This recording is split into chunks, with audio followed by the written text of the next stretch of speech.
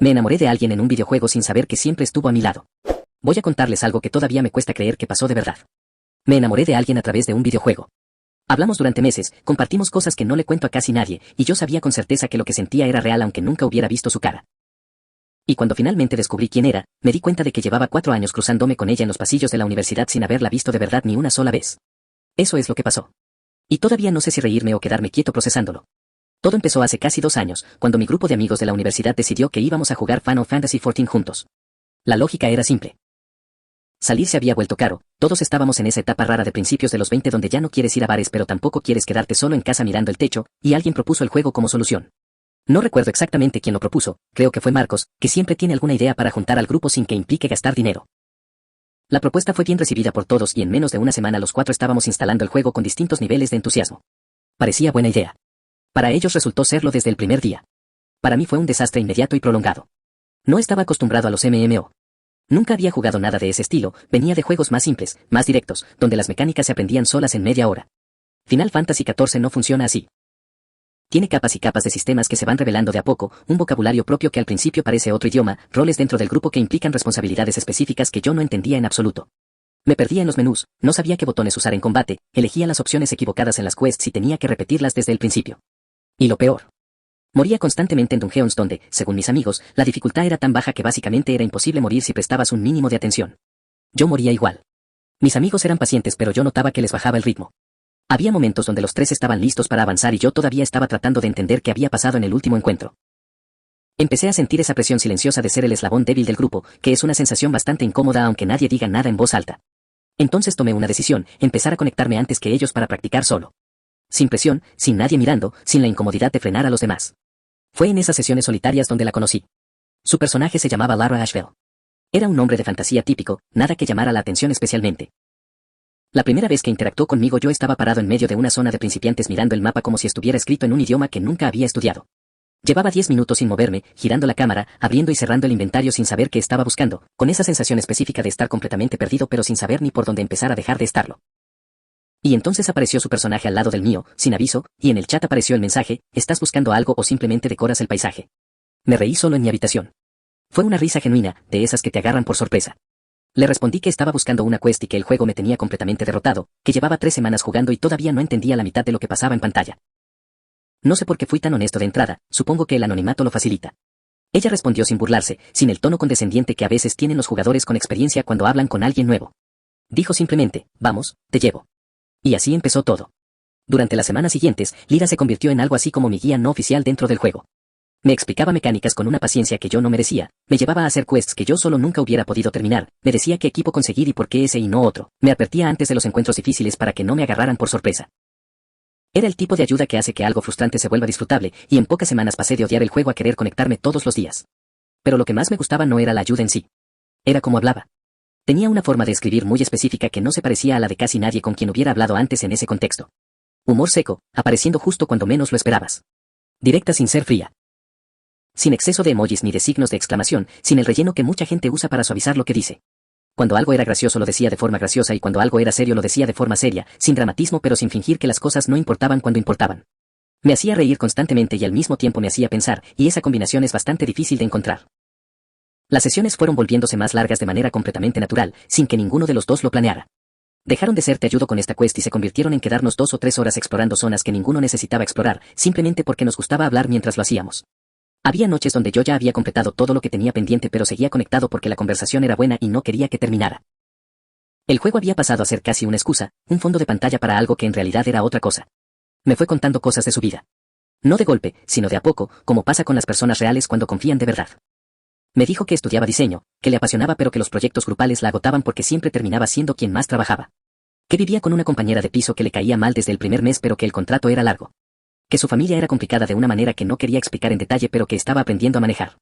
Que le costaba dormir cuando tenía proyectos pendientes, que su cerebro no sabía apagarse cuando había algo sin resolver.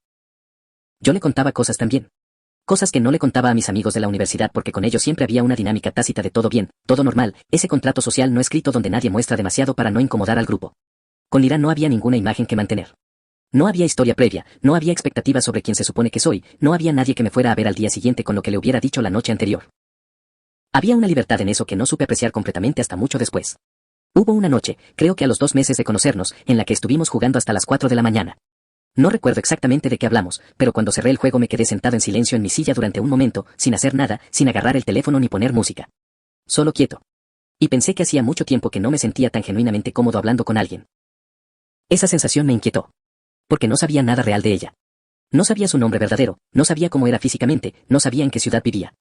Solo sabía lo que me había dado, que podía ser completamente honesto o completamente inventado. Pero lo sentía verdad.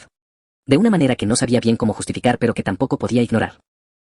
Le pregunté una vez, eligiendo las palabras con cuidado para no sonar ni demasiado intenso ni demasiado casual, si alguna vez había pensado en pasar a hablar por fuera del juego. Ella tardó un momento más de lo habitual en responder y luego dijo, no sé si es buena idea mezclar las cosas. No dijo que no directamente, pero tampoco dijo que sí. Lo dejé ahí porque no quería presionar y porque en el fondo entendía lo que decía. Hay algo en el anonimato que hace que las conversaciones sean más honestas. Cuando la otra persona no te puede ver la cara, no estás actuando para nadie. Así que seguimos como estábamos. Y yo seguí con esa sensación rara de estar esperando los viernes para jugar con mis amigos pero en realidad estar esperando los miércoles y los jueves, que eran los días que Lida solía conectarse con más frecuencia. Mis amigos se dieron cuenta de que algo pasaba antes que yo. Un viernes, Marcos me preguntó en el chat de voz si tenía novia virtual porque me había visto varias veces ignorar mensajes del grupo para responder a alguien. Me puse rojo aunque nadie me pudiera ver. Dije que no, que era solo alguien que me había ayudado al principio. Nadie me creyó pero tampoco siguieron preguntando. A los 5 meses de conocerla, yo ya sabía con claridad lo que sentía. No me lo estaba inventando.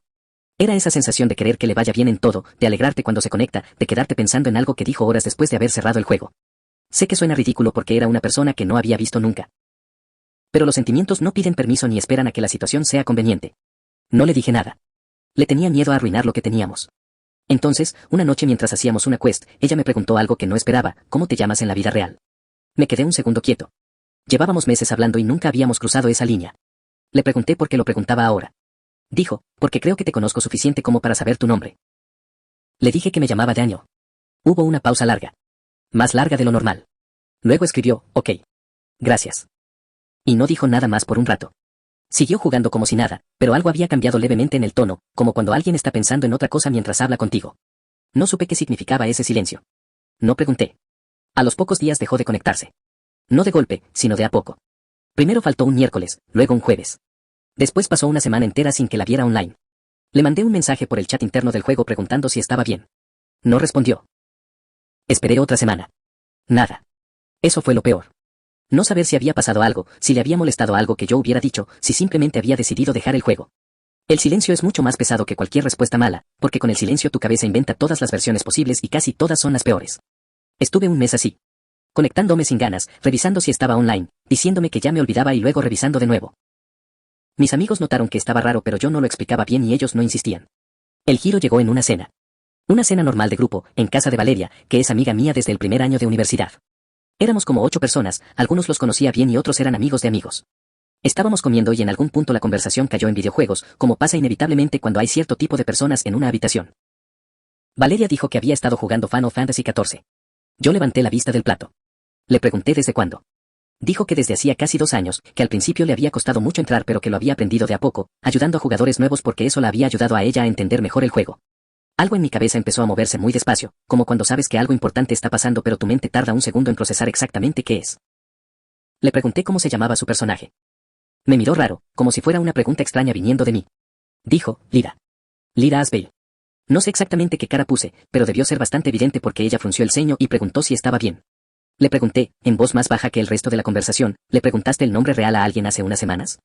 Y vi cómo le cambió la cara completamente. No dijo nada por un momento. Luego dijo, muy despacio, Daniel. No como pregunta. Como confirmación.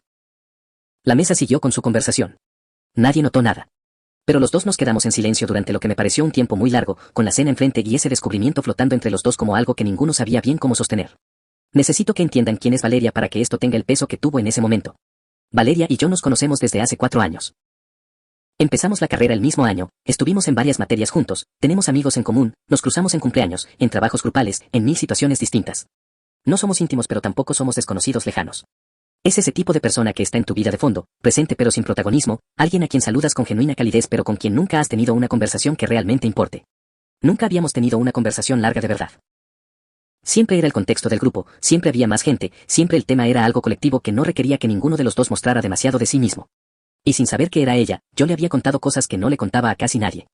Eso fue lo primero que pensé sentado en esa silla. Le conté cosas que nunca le hubiera contado si hubiera sabido que era ella. No porque sea mala persona, sino porque con ella ya había una imagen construida, un contexto social, una forma de relacionarnos que estaba establecida desde hacía años. En el juego no había nada de eso. Éramos dos personas sin historia previa, sin expectativas, sin nada que perder. La cena siguió pero ninguno de los dos estuvo realmente presente el resto de la noche. Cuando la gente se fue yendo, nos quedamos los dos solos ayudando a recoger.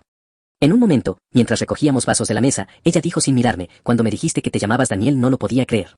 Pensé que me estaba inventando cosas. Le pregunté por qué había dejado de conectarse. Tardó en responder. Dijo que se había asustado. Que cuando supo que era yo no sabía cómo seguir siendo Lira, porque Lira le había dicho cosas a Daniel que Valeria nunca le hubiera dicho a Daniel de la universidad. Y no sabía si podía hacer las dos cosas a la vez sin que una rompiera a la otra. Lo entendí completamente. Yo estaba sintiendo exactamente lo mismo pero al revés. Esa noche no resolvimos nada. Nos despedimos en la puerta con algo suspendido en el aire entre los dos, sin resolución, pero de alguna manera menos pesado que antes de la conversación. Me fui a casa con la cabeza dando vueltas y sin sueño hasta las 3 de la mañana. Los días siguientes fueron incómodos de una manera muy específica, el tipo de incomodidad que no tiene un nombre claro pero que reconoces enseguida porque te acompaña todo el tiempo, en el fondo de cada cosa que haces. El problema no era solo me gusta a alguien que conozco en la vida real, ¿qué hago con eso? Era considerablemente más complicado. Porque yo sentía algo muy claro y muy concreto por Lira, había tenido meses para confirmarlo y no había forma de convencerme de que era otra cosa. Pero Valeria y yo teníamos una dinámica de 4 años construida de una manera completamente distinta, una dinámica que no incluía ningún tipo de cercanía real, que era básicamente la suma de cientos de interacciones superficiales en contexto de grupo. Eran como dos personas distintas que resultaban ser la misma, y yo genuinamente no sabía cómo integrar eso de manera que tuviera sentido. El problema práctico más inmediato era que teníamos amigos en común. No uno o dos, sino un grupo entero de personas cuyas dinámicas estaban interconectadas de maneras que yo había dado por sentadas durante años sin pensar demasiado en ellas. Si algo empezaba entre nosotros y funcionaba, bien. Pero si algo empezaba y salía mal, el daño no era solo nuestro. Había personas que iban a quedar en el medio sin haber elegido estarlo, y eso me pesaba más de lo que esperaba que me pesara. Hablé con Marcos porque es el amigo con el que mejor me entiendo para estas cosas. El que escucha antes de opinar y cuando opina lo hace con honestidad sin pasarse de la raya. Le conté todo desde el principio, con todos los detalles, sin resumir nada. Cuando terminé hubo un silencio que duró varios segundos y luego dijo: Hermano, eso es literalmente la trama de una película. No fue útil como consejo pero al menos me hizo reír, que también era algo que necesitaba en ese momento. Después se puso serio. Se quedó pensando un momento y dijo algo que me quedó dando vueltas durante días, que seguí pensando mientras hacía otras cosas completamente distintas y que en algún punto entendí que era exactamente correcto. El problema que tienes no es si te gusta o no te gusta. Está claro que te gusta. El problema real es que le tienes miedo a que lo que sentiste en el juego no sobreviva cuando se exponga a la realidad. Tenía razón. Eso era el miedo con precisión quirúrgica. Que Lira existía en un contexto sin presión, sin historia previa, sin expectativas de ningún tipo, y ese contexto ya no existía más desde el momento en que supe quién era. Y que Valeria era una persona real con todo ese peso contextual encima, con 4 años de imagen construida y amigos compartidos y situaciones acumuladas, y que esas dos cosas no necesariamente encajaban de manera automática solo porque fueran la misma persona. Valeria y yo nos mandamos mensajes durante los días que siguieron a la cena. No sobre el tema, sino mensajes normales, cotidianos, como si los dos estuviéramos tanteando en silencio si podíamos seguir funcionando en modo habitual sin que lo que había pasado lo contaminara todo. Fue raro de una manera difícil de describir. Las respuestas eran más cortas que antes, más cuidadosas, con una precisión que no era natural, como si cada uno estuviera eligiendo exactamente las palabras que no fueran a abrir ninguna puerta que todavía no sabíamos si queríamos abrir. Hasta que un martes a la noche, pasadas las 10, me llegó un mensaje suyo que decía solamente: ¿podemos hablar? No por mensaje. Quedamos en un café cerca de donde vivía ella, al día siguiente a las 5 de la tarde. Llegué 5 minutos antes. Pedí algo para tomar y estuve mirando la puerta hasta que entró. Se sentó, pidió lo suyo, y durante un momento ninguno de los dos dijo nada, como si los dos estuviéramos esperando que el otro empezara y ninguno quisiera ser el primero. Me dijo que cuando hablaba conmigo en el juego se sentía diferente de cómo se sentía en casi cualquier otro contexto de su vida. Que podía decir cosas sin calcular de antemano cómo iban a ser recibidas, sin preocuparse por lo que fueran a pensar los amigos en común, sin el peso acumulado de la imagen que uno construye a lo largo de años con la gente que lo rodea. Que había algo genuinamente liberador en poder ser directa sin consecuencias sociales, en poder admitir cosas sin que eso cambiara la manera en que alguien te miraba al día siguiente. Le dije que yo había sentido exactamente lo mismo.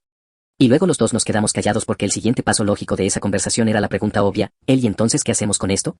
Y los dos le teníamos miedo a la respuesta por razones distintas pero igualmente válidas. Ella lo dijo primero, con una honestidad que le agradecía aunque doliera un poco escucharlo, no sé si lo que sentí era por ti específicamente o por la situación. Por el anonimato, por el contexto, por poder ser otra versión de mí misma sin consecuencias. Le dije que lo entendía y que en parte yo tenía la misma duda. Pero también le dije algo que pensé en voz alta sin haberlo planeado: la duda no me parece razón suficiente para no intentar nada. Si siempre esperamos tener certeza completa antes de movernos, nunca nos vamos a mover en ninguna dirección. Ella me miró durante un momento. Luego se rió apenas, casi para adentro, con esa risa específica que yo había aprendido a reconocer en meses de conversaciones. Y dijo: eso lo hubiera dicho Lira. Le dije, eso lo dije yo. Y algo cambió en ese momento. No dramáticamente, no con ningún gesto grande. Solo algo que había estado tenso se aflojó levemente, y los dos lo sentimos al mismo tiempo. Pero todavía no era el final de los problemas. Para nada. El segundo conflicto grande vino de un lado que no esperaba, el grupo. No Marcos, que ya sabía todo y estaba de mi lado. Sino los demás. Específicamente Andrea, que es amiga de Valeria desde antes de la universidad y que tiene una habilidad natural para notar cuando algo cambió en una dinámica antes de que nadie diga nada en voz alta.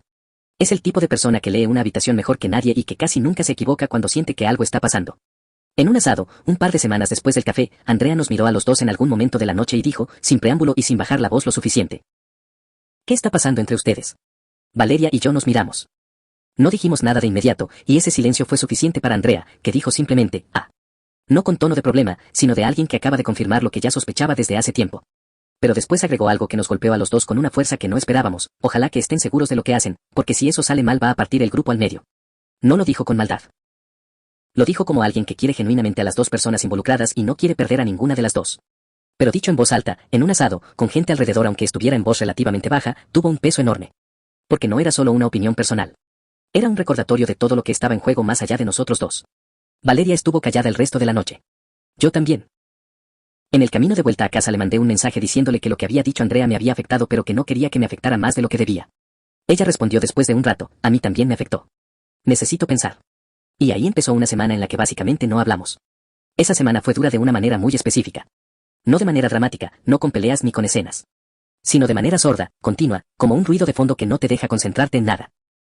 El tipo de silencio que pesa porque no es neutral, porque tiene decisiones adentro que todavía no se han tomado. Yo no quería presionar pero tampoco quería que el miedo de los demás tomara la decisión por nosotros.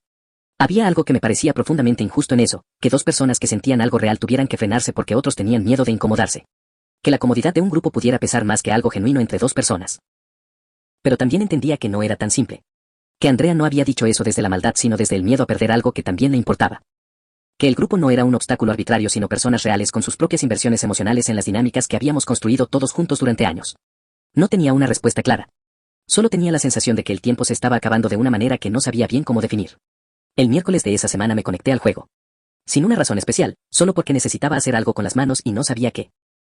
Estuve un rato dando vueltas por zonas que Lira y yo habíamos recorrido juntos, revisitando lugares sin ningún objetivo concreto, lo cual en retrospectiva fue una decisión bastante melancólica de mi parte pero que en ese momento sentía necesaria. Y entonces vi que Lara Ashbel se había conectado. No le escribí de inmediato. Estuve como 2 minutos quieto pensando si era buena idea, si era el momento correcto, si iba a complicar más las cosas. Luego pensé que la situación ya no podía volverse más complicada de lo que era, y le mandé un simple hola. Tardó un momento. Luego, hola. Ninguno dijo nada por un rato. Los dos personajes parados en la misma zona, sin moverse, como si ninguno supiera bien qué hacer ahora que el contexto había cambiado tanto. Era absurdo y también era lo más honesto que había pasado entre nosotros en semanas. Luego ella escribió: ¿podemos hacer una quest? Le dije que sí. Estuvimos como 1 hora jugando sin hablar de nada importante. Solo el juego, solo las mecánicas, solo la comodidad silenciosa de hacer algo juntos sin necesidad de resolver nada. Era raro pero también era familiar, como volver a algo que alguna vez había funcionado bien y descubrir que todavía funcionaba aunque todo alrededor hubiera cambiado. Y en algún punto, mientras esperábamos que reapareciera un enemigo, ella escribió: creo que le tuve demasiado miedo a lo que diría la gente. No respondí de inmediato. Luego escribí: yo también. Ella dijo: pero aquí nunca me importó lo que pensara nadie. Le dije: porque aquí no hay nadie más. Hubo una pausa larga. Luego escribió: exacto. Al día siguiente me desperté con una certeza que no había tenido en semanas. No sé si fue la conversación del juego, no sé si fue que la semana de silencio me había aclarado algo que antes tenía nublado, no sé si fue simplemente que había llegado a un punto donde la incertidumbre me pesaba más que cualquier posible consecuencia de actuar. Pero supe con absoluta claridad lo que tenía que hacer. Le mandé un mensaje a Valeria a media mañana. No largo, no elaborado. Solo: ¿podemos vernos hoy? Respondió que sí. Quedamos en la plaza que quedaba entre los dos, a las 6 de la tarde. Llegué antes que ella. Estuve 10 minutos sentado en un banco pensando en cómo decir lo que quería decir. No estaba buscando las palabras perfectas, estaba buscando las palabras honestas, que no son siempre las mismas. Quería decir algo que fuera completamente real, sin exageración pero sin minimizar nada tampoco. Sin el tipo de discurso que suena bien pero que en realidad está más preocupado por sonar bien que por decir lo que realmente es verdad. Llegó ella. Se sentó a mi lado en el banco. Me preguntó cómo estaba. Le dije que quería decirle algo y que necesitaba decirlo entero antes de que ella respondiera nada. Me miró. Asintió. Respiré. Hace más de 1 año empecé a hablar con alguien en un juego. No sabía quién era, no tenía contexto, no tenía historia previa, no tenía nada. Y aún así, o quizás precisamente por eso, en cada conversación sentía algo que hacía mucho tiempo no sentía, que podía ser exactamente como soy sin calcular nada. Sin pensar cómo iba a ser recibido, sin preocuparme por la imagen que proyectaba, sin el peso de todo lo que se acumula cuando llevas años relacionándote con alguien dentro de un grupo. Me fui enamorando de a poco, sin darme cuenta, de la manera más gradual y más honesta que conozco. Y cuando descubrí que eras tú, lo primero que sentí fue un golpe enorme, pero no porque fuera malo, sino porque de repente entendí que todo lo que había sentido era completamente real y que yo había estado rodeado de eso durante 4 años sin saberlo. 4 años cruzándonos, hablando en grupos, compartiendo espacios, y yo nunca te vi de verdad hasta que no sabía que eras tú. Eso me dice algo sobre mí que todavía estoy procesando. Pero también me dice algo mucho más importante sobre lo que pasa entre nosotros cuando no hay presión de por medio. Y yo no quiero perder eso. No quiero que el miedo, ni el mío ni el de nadie más, se lleve algo que sé que es real. Así que te lo digo claro, sin rodeos, me gustas. Me gustas como Lira y me gustas como Valeria, que son la misma persona, y quiero conocer todas las partes que todavía no conozco. No te estoy pidiendo certeza. Te estoy pidiendo que no dejemos que el miedo decida por nosotros. Silencio. Ella me miró durante lo que me pareció un tiempo muy largo. Tenía los ojos brillantes pero no lloraba. Tenía esa expresión específica de alguien que está procesando algo que ya sabía pero que necesitaba escuchar dicho en voz alta para poder creerlo del todo. Luego dijo, muy en voz baja, con una sonrisa pequeña que no podía contener del todo, tardaste. Me reí. No pude evitarlo. Fue una risa genuina, de alivio y de algo más que no sé nombrar exactamente. Ella también se rió, y en ese momento algo que había estado tenso durante semanas se rompió del todo, de la mejor manera posible. No fue un beso de película ni un gesto cinematográfico. Fue ella apoyando la cabeza en mi hombro mientras los dos seguíamos riendo sin una razón muy específica, en una plaza a las 6 de la tarde, con el sol bajando lentamente y nada resuelto todavía en términos prácticos pero todo lo importante completamente claro. Lo que vino después no fue perfecto. Nunca lo es. Con el grupo hubo fricción durante un tiempo. Alguien, que no voy a nombrar porque no viene al caso, procesó la situación de una manera difícil. Había comentarios que no eran graciosos aunque quisieran serlo, silencios que pesaban más de lo necesario en algunas reuniones, una incomodidad general que flotaba en el ambiente cuando estábamos todos juntos. No fue agradable pero tampoco fue insuperable. Ese tipo de tensión no tiene combustible propio si nadie la alimenta activamente, y nosotros decidimos no alimentarla. Andrea, que había sido la que dijo lo del grupo partido al medio y que por lo tanto yo esperaba que fuera la más difícil de convencer, fue paradójicamente la primera en decirnos que nos veía bien juntos. Fue unas semanas después, en otra reunión de grupo, y lo dijo sin ceremonia ni drama, simplemente como alguien que ha llegado a una conclusión después de observar, ok, la verdad es que tiene sentido. Y eso fue todo. Así funciona a veces. La gente que más te advierte sobre los riesgos es la misma que más rápido acepta el resultado cuando ve que funciona. Dentro de la relación también hubo cosas que aprender, y eso fue quizás lo más importante de todo el proceso. Valeria en la vida real tenía una impaciencia que en el juego se notaba mucho menos. Una forma de frustrarse cuando algo no salía como esperaba, de ponerse cortante cuando estaba estresada con proyectos de la carrera, que al principio me agarraba por sorpresa porque no encajaba con la imagen que tenía construida de Lira. Y yo en la vida real era considerablemente más callado de lo que había sido con ella en el juego, donde por alguna razón me soltaba más, hablaba más, me animaba a decir cosas que en persona tendía a guardarme. Los dos tuvimos que ajustarnos a las versiones completas del otro, no solo a las versiones filtradas que habíamos mostrado detrás de una pantalla. Hubo una discusión importante aproximadamente un mes después de que empezamos. Una discusión de verdad, no una pelea con drama sino una conversación difícil y necesaria. Ella me dijo que a veces sentía que yo la trataba con una cierta distancia, como si estuviera esperando que apareciera Lira de repente y Valeria fuera una versión menos auténtica de lo mismo. Como si el juego hubiera sido el contexto real y la vida cotidiana fuera la copia inferior. Me dolió escucharlo porque tenía razón. Yo estaba haciendo exactamente eso sin darme cuenta. Comparando constantemente, buscando en las conversaciones del día a día los momentos que habíamos tenido en el juego, midiendo cada interacción con un estándar que había sido construido en condiciones completamente distintas. Como si la autenticidad solo pudiera existir en ese espacio específico y no en la rutina, en los días normales, en las conversaciones sobre cosas sin importancia que son en realidad la mayor parte de cualquier relación real. Tuve que trabajar eso activamente. No fue rápido ni sencillo, pero fue necesario y en el fondo no era tan complicado una vez que lo entendí bien. El juego había sido un espacio sin presión no porque tuviera propiedades mágicas, sino porque los dos habíamos decidido, conscientemente o no, relacionarnos sin filtros dentro de él. Y esa misma decisión podía tomarse en la vida real. La ausencia de presión no es una condición del contexto, es una elección de las personas que están en él. Una vez que entendí eso, las cosas se fueron acomodando de manera bastante natural. Marcos, que había sabido todo desde antes que nadie y que había esperado pacientemente a que todo se resolviera sin decirte lo dije ni una sola vez, cosa que le agradezco profundamente, no dijo mucho cuando todo terminó de acomodarse.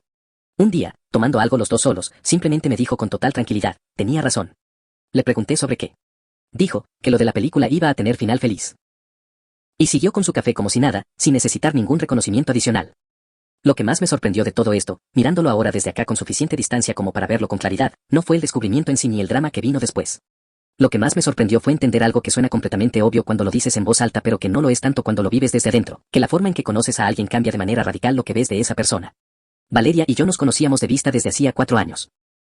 4 años de asados, de materias compartidas, de grupos de WhatsApp, de cruzarnos en pasillos y saludarnos con genuina calidez. Y en todo ese tiempo yo nunca había tenido acceso a la parte de ella que era completamente directa, que se reía sola de sus propios chistes antes de terminar de contarlos, que admitía cuando tenía miedo de algo sin intentar disimularlo con humor, que podía hablar durante horas de algo que le importaba sin preocuparse por si estaba siendo demasiado intensa para la situación o para la persona que tenía enfrente. Esa parte existía. Siempre había existido. Estaba ahí desde el primer día que nos conocimos.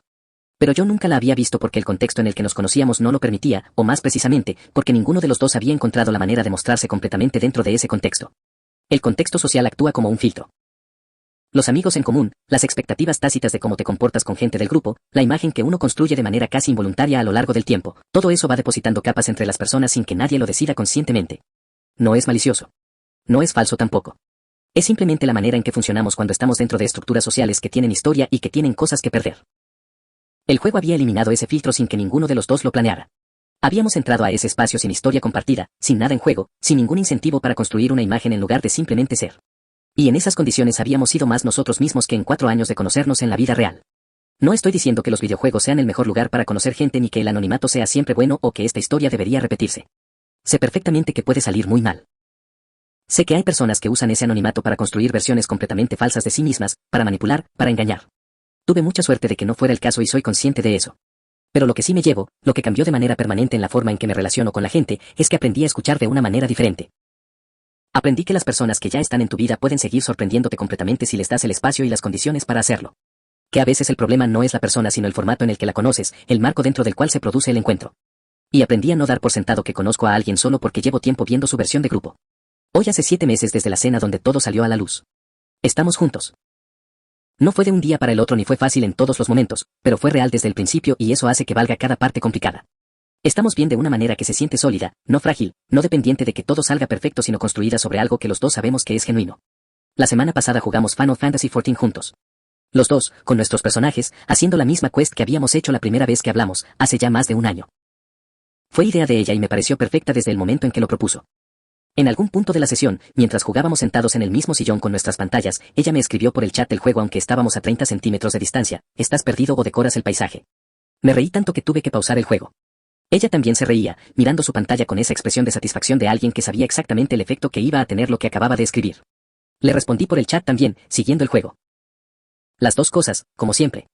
Ella se rió un poco más y siguió jugando, y yo me quedé un momento mirando la pantalla sin mover a mi personaje, pensando en lo específico que puede ser el sentido del humor de la vida cuando decide tenerlo. Que la misma persona que me había enseñado a moverme en un mundo de fantasía era la misma que había estado en el mundo real todo el tiempo, a 2 grados de separación, presente en mi vida de manera constante durante 4 años, esperando sin saberlo que el contexto se alineara de la manera correcta para que pudiéramos vernos de verdad. No sé si hay una moraleja ordenada en todo esto. Genuinamente no lo creo. La vida no funciona con moralejas limpias ni con lecciones que se puedan escribir en una línea. Pero si algo me llevo de todo lo que pasó es que vale la pena prestarle atención a las personas con las que te sientes cómodo de verdad, aunque no entiendas bien por qué, aunque el contexto sea raro, aunque la situación no sea la que imaginabas que tenía que ser. Esa comodidad real, la que no requiere esfuerzo ni performance, no aparece tan seguido como para ignorarla cuando aparece. Y a veces la persona que estás buscando ya te conoce. Solo están esperando que tú también la conozcas a ella.